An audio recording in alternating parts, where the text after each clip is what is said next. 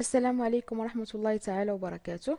مرحبا بكم في قناة SVT شيفو المخصصة لدروس علوم الحياة والأرض للسنة الثانية بكالوريا، ودائما في الوحدة الأولى اللي كتعلق باستهلاك المادة العضوية وتدفق الطاقة.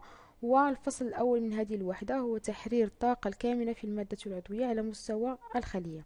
إذا اليوم إن شاء الله غادي نساليو هذا الفصل باش إن شاء الله الفيديو القادم غندخلو في الفصل الثاني من الوحدة الأولى.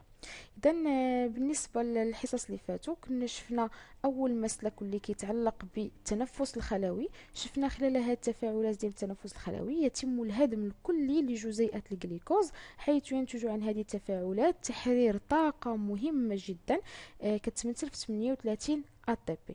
الفيديو ديال اليوم غادي ان شاء الله غادي نشوفوا المسلك الاخر اللي كديروا الخليه من اجل هدم جزيئات الجليكوز. إذا إلا وضعنا واحد الخلية في واحد الوسط حي لا هوائي، إذا نذكروا بهذا الوسط هذا. إذا وسط حي لأنه يتوفر على مادة حية اللي كتمثل في الجليكوز، ولا هوائي لأنه لا يتوفر على ثنائي الأكسجين، أي أنه منعدم الأكسجين. اللي كنلاحظوا في هذه الخلية اللي كتكون في وسط حي لا هوائي أنها كتحتوي على واحد الميتوكوندريات بعدد قليل، والحجم ديالها بطبيعة الحال كيف كتلاحظوا فهو حجم ضعيف، وبالتالي هذه الميتوكوندريات تكون ميتوكوندريات ضامرة، أي أنها لا تقوم بوظائفها، عكس الميتوكوندريات اللي كتكون في الخلية اللي في الوسط حي هوائي. بالنسبة للجليكوز كيف كتعرفوا أنه سواء كاين ثنائي الأكسجين أو ما كاينش ثنائي الأكسجين فهو يدخل إلى الجبلة الشفافة للخلية، فيتعرض لتفاعلات انحلال الجليكوز ليتحول إلى جزيئتين من حمض البيروفيك.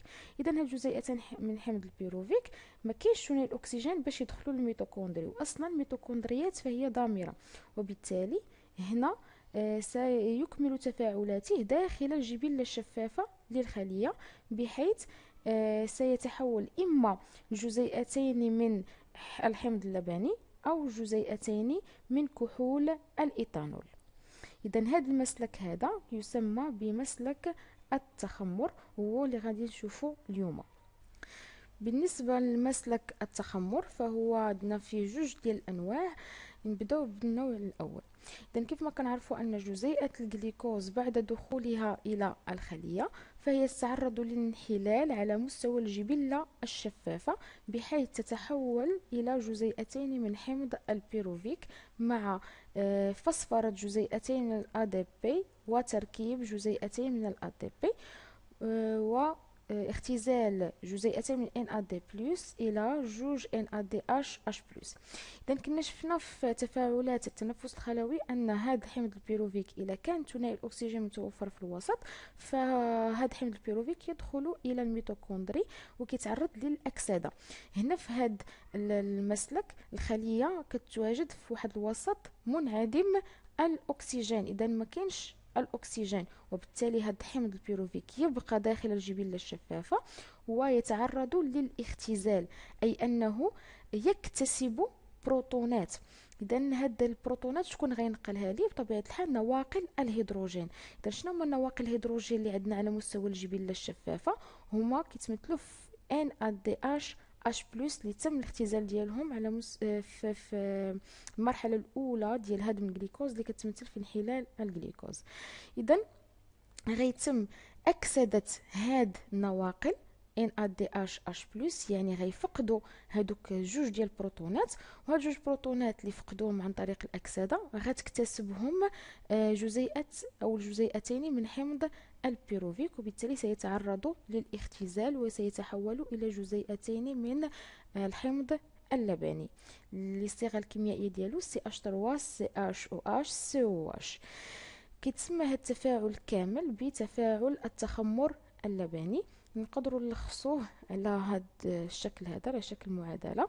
اذا عندنا الجليكوز اللي هو C6H12O6 زائد جوج ADP+PE، يعني كيتم فسفرة جزيئتين من الADP بواسطة جزيئتين من الفوسفات غير العضوي ليتم تركيب جزيئتين من الحمض اللبني مع تحرير جوج ATP. اذا هنا ما غاديش ندخلوا ال NAD+ و NADH+ في هذه معادله التفاعل. علاش؟ لان في انحلال الجليكوز تم اختزال NAD+، وفي تحول الحمض البيروفيك الى الحمض اللبني تم اكسده هاد النواقل. اذا ما غاديش نحطهم هنا في هاد التفاعل الكيميائي.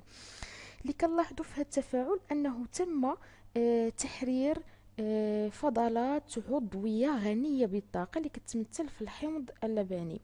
اذا هنا لم يتم هدم الجليكوز بشكل كلي، اذا تم هدمه بشكل جزئي، في حيث انه اعطى فضلات عضوية باقة فيها واحد الطاقة مخزنة أو كامنة مع تحرير واحد الطاقة ضعيفة كتمثل في جوج ATP.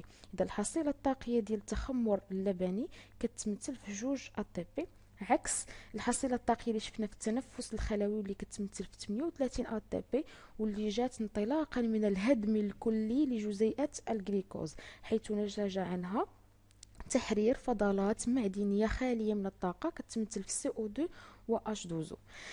إذا ندوزو دابا المرحلة النوع الثاني ديال التخمر.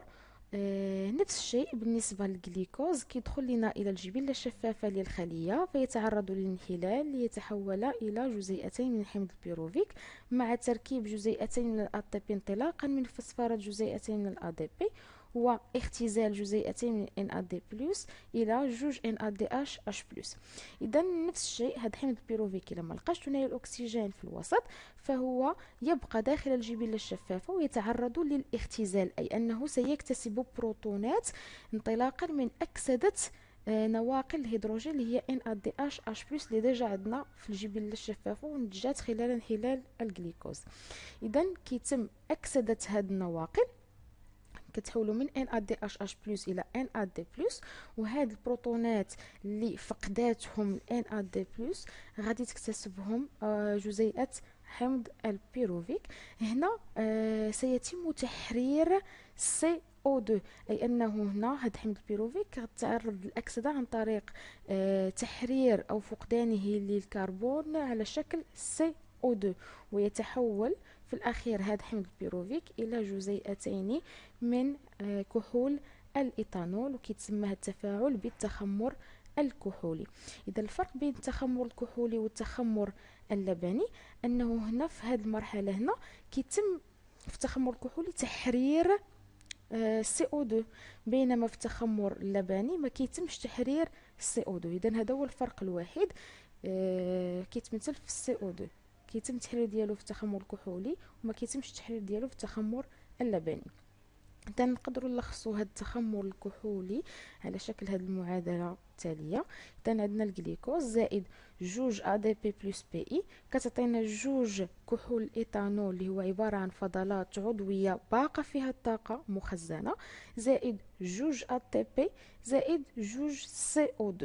اذا هاد جوج ATP كتمثل لي الحصيله الطاقيه ديال التخمر الكحولي، وبالتالي الحصيله الطاقيه ديال التخمر بشكل عام هي جوج ATP اللي هي طاقة ضعيفة ناتجة عن هدم جزئي لجزيئة الجليكوز. هكا غادي نكونوا سالينا دراسة الفصل الأول من الوحدة الأولى واللي كيتعلق بتحرير الطاقة الكامنة في المادة العضوية على مستوى الخلية.